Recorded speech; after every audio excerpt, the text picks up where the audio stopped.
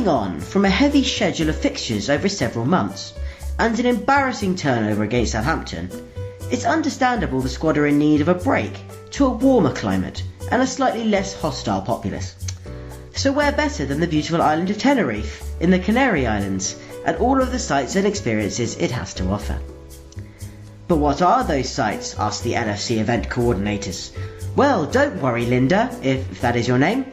The Plastic Scousers are on hand to offer up our guide to Tenerife. We'll start with the most obvious thing a footballer would want to do in his downtime: visit a zoo. Down by Punta Brava in Puerto de la Cruz, to the north of the island, lies the Loro Parque, voted #1 thing to do in Tenerife 2016 by TripAdvisor. Famous for its large orchid displays and dolphin performances in particular, many say they put on a better show than a European League group game at Anfield. And while you're in Puerto de la Cruz, why not take in some typical Spanish culture and visit the town of La Orotava? A typical local town that has some vast Spanish contingent would surely be familiar with. It would be no surprise to see Alberto Moreno or Pedro Quirabella stunned by the architecture of La Alianamienta. That's the town hall for you, Flanagan. The beautiful Plaza de San Francisco. No, not that one, Flanagan. Or the beautiful Church Iglesia de la Concepcion. And to help you with your studies, that's a Baroque-era example of design. Flanagan. And of course, it would be impossible to miss El Teide, the highest mountain in the whole of Spain. Standing at over 12,000 feet tall, even Peter Crouch struggles to see over the top of it. In fact, El Teide is actually a former active volcano, last seen erupting in 1909, around the same time fans last celebrated a league triumph, and is unusually one of the only volcanoes in the world with an astronomical observatory on its mountainside. Looking at the stars and hoping for something more out there, the Anfield faithful have continued to go to matches nonetheless. If you're a history buff, then you'll be well aware of the British invasion of Tenerife in 1797. During the time of imperial invasion, naval conflict between the European powers assumed to try and control the world's key military points. Admiral Nelson launched an attack on the island in this time, and famously lost his arm by cannon fire after a retaliation was organised by General Antonio Gutiérrez. Limbless and in desperate need of attention, the LFC defence has conceded 41 goals in the league this season. You can find out about this and many other historical events that have happened throughout the Canary Islands at the Museo Histórico Militar de Canarias, with a particular focus on naval history, as is understandable on an archipelago.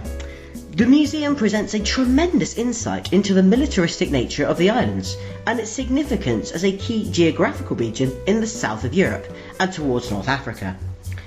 Full of ageing and worn-out equipment that was once used to provide great victories, the LFC All-Star charity matches do at least provide a good afternoon for the family. Just down the road, in Icod de la Vinos, lies the world-famous Artlandia Doll Museum.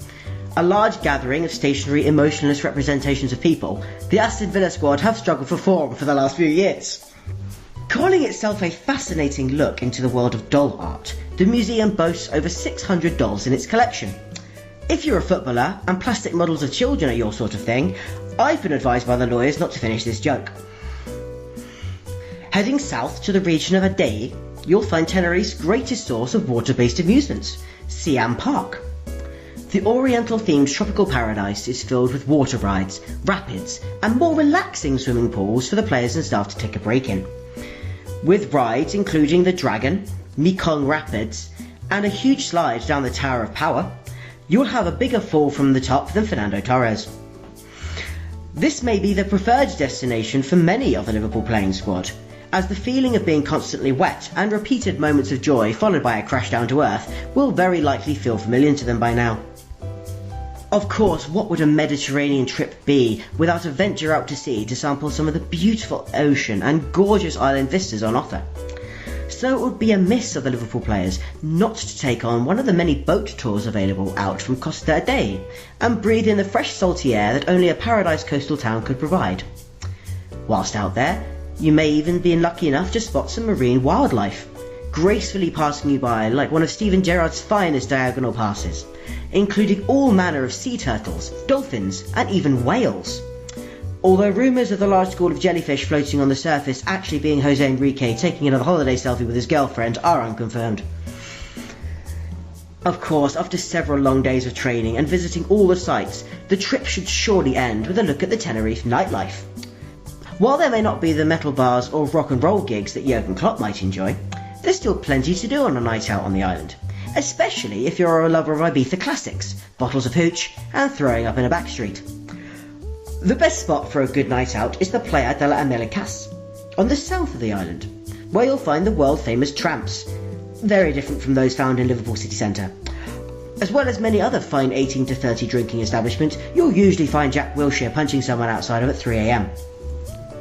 If something calmer is more your speed, then stick to Santa Cruz in the north, where you can have a more relaxed drink, without wondering which underage girl is going to cause you to throw away your career and get you a jail sentence, while your wag stays at home with the kids and now has to look after them by herself, despite being her unbridled and quite frankly ludicrous devotion to someone who is essentially a paedophile, as well as a lying, cheating bastard, and whose employer kept them on, despite clearly knowing he was a terrible, and more importantly guilty person, and whose last action before getting the punishment he so obviously deserved was to score what proved to be the turning point in a match he so clearly was going one way before being cruelly turned the other by someone who shouldn't have even been with the club, let alone on the pitch, and now has proved himself to be nothing more than a fucking devious, egotistical child groomer who should never play football again, and who's caused a young child to lose his father, all for the sake of getting it off with somebody he clearly knew was underage, but who still followed through with some sick fantasy anyway, and has now left his family in total devastation, his reputation in ruins, and the life of a young fan tainted forever.